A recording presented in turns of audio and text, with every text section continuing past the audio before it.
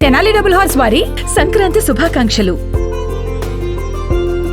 BRS party ఆధ్వర్యంలో మరి Narsapur town లో వాడ తిరుగుతూ కాంగ్రెస్ పార్టీ ఏదైతే ఎన్నికలప్పుడు గ్యారంటీ కార్డు ఇచ్చి సంతకాలతో సహా ఇచ్చి మోసం చేసిందో దానికి మరి బాకీ కార్డుని రిలీజ్ చేస్తూ వారికి ఇస్తూ తిరగడం జరుగుతుంది. ఈరోజు కాంగ్రెస్ పార్టీ ఎన్నికలప్పుడు మహిళలకు 2500 ఇస్తామన్నారు, మోసం చేయడం జరిగింది.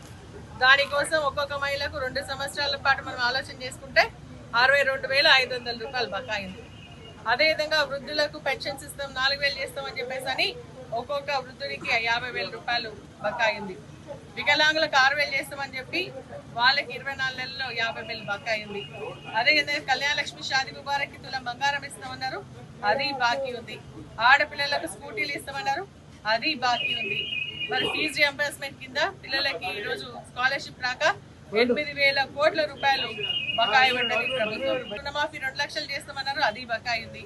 రైతులకు సంబంధించి ఏదైతే రైతు భరోసా ఇస్తామన్నారో ఒక్కొక్క రైతుకు 1,12,000 రూపాయలు బకాయి ఉంది.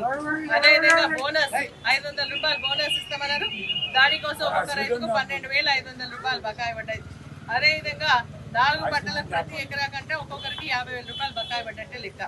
రైతు కూలీలకు కౌలు రైతులకు నెలకు 12,000 ఇస్తామని చెప్పి సంవత్సరానికి 24,000 రూపాయలు బకాయి పడ్డది. అదేవిధంగా నిరుద్యోగులకు 2 లక్షల ఉద్యోగాలు ఇస్తామన్నారు, అదేవిధంగా వాళ్ళకి నెలకి 4,000 రూపాయలు నిరుద్యోగ వృత్తి ఇస్తున్నారంటే ఈ 2 సంవత్సరాల కాలంలో 96,000 రూపాయలు మరి నిరుద్యోగ యువతకు బాకీ పడడం జరిగింది. అదేవిధంగా విద్యా భరోసా కార్డు కింద 5 లక్షల రూపాయలు ఇస్తామన్నారు, అది కూడా బకాయి పడ్డది. ఆటో వాళ్ళకి ఏంటంటే బస్సులు ఫ్రీ ఇస్తున్నా, మీ బస్సు ఆగం కావద్దు అని చెప్పేసి వారికి సంవత్సరానికి 12,000 ఇస్తామన్నారు. ఈ 2 సంవత్సరాల కాలంలో 24,000 రూపాయలు వారికి బకాయి పడ్డారని చెప్పేసి కూడా ఈ సందర్భంగా తెలియజేస్తాను. Local to global news at your finger tips. మీ చేతిలో ఒక ఆయుధం. Download Raa TV app. Media legend Ravi Prakash is back.